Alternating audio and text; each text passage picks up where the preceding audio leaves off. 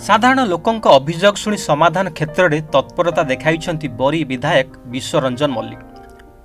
बरी ब्लॉकर प्रति सोमवार पंचायत स्तरीय मिलित जनशुणाणी शिविर अनुष्ठित होउछि। सेहीपरि साहुपड़ा, बरी, किमिरियापाल, उदयनाथपुर आदि विभिन्न पंचायत रे अभियोग शुणाणी शिविर में जोगदे लोकंक समस्यार समाधान करने लागि पड़िछन्ति बरी विधायक। सेहीपरि निज बासभवन रे मध्य अभियोग शुणाणी शिविर करी लोकंक समस्यार समाधान करुथिबा देखिबाकु मिलिछि। आज बरी ब्लॉक प्रशासन पक्षर उदयनाथपुर पंचायत सम्मिलनी कक्ष में मिलित अभियोग शुणाणी अनुष्ठित हो जाइछि।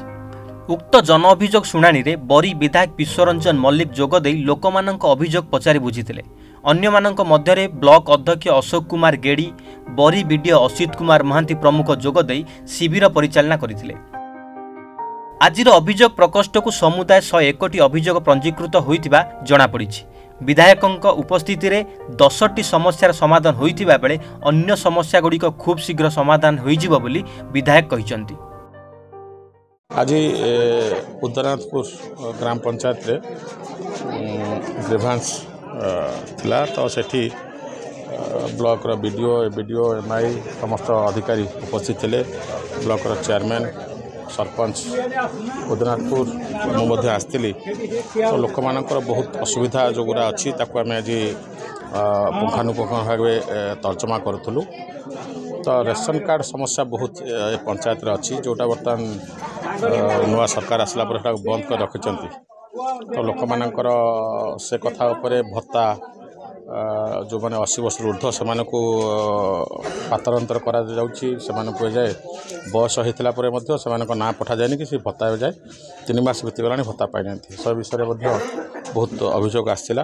तो निश्चित भाव में ये अभियोग पर मु ब्लॉक रे रिव्यू करी समस्त डिपार्टमेंट हेड को धरिकी तापर जना पड़ो प्रैक्टिकली एमाने चाहूना ना सरकार एथर अवहेला कर कथा जना पड़े। निश्चित भाव में आम दिन राति एक करी चेष्टा अच्छी जे सबू पंचायत ग्रीवांस जावाई अलगा पर भी बासभवन में ग्रीवांस चली। तो लोक मानकर समस्या समाधान पर 100% चेष्टा चली। जेहेतु आम विरोध दलर विधायक तो निश्चित भाव में सरकार तरफ टे कष्ट होची जे कष्ट हेले भी किंतु आम प्रतिश्रुतिबद्ध बड़ी लोकों काम करने।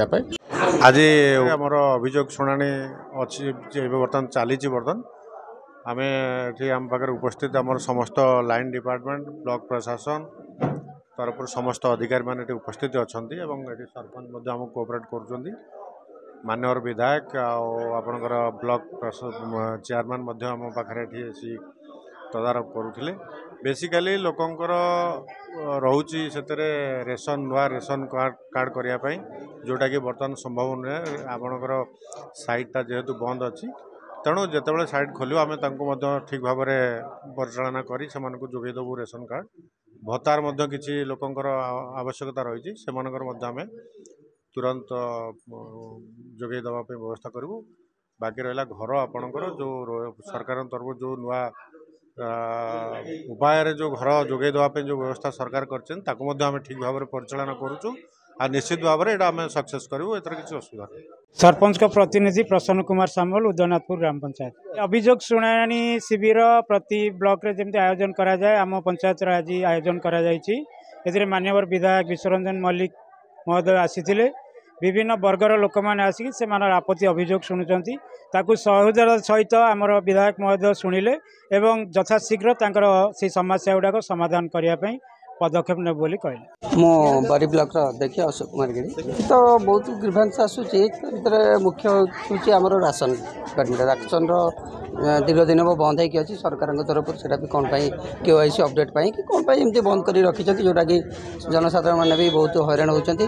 तार ग्रीवांस 90% है रेस्ट ग्रीवांस 10%। जहाँ ग्रीवांस शुणा जाऊँगी तार कार्यकारी केते दूर होगी आज भी विधायक आगुरी भी आलोचना करते प्रति मसरे आम विधायक कहते आम ब्लॉक अधिकारी समस्त को डाकिकी गोटे गोटे रिव्यू नापी रिव्यूटा ने केते दूर सक्सेस होची कार्यकारी केते दूर होची जना पड़िबो।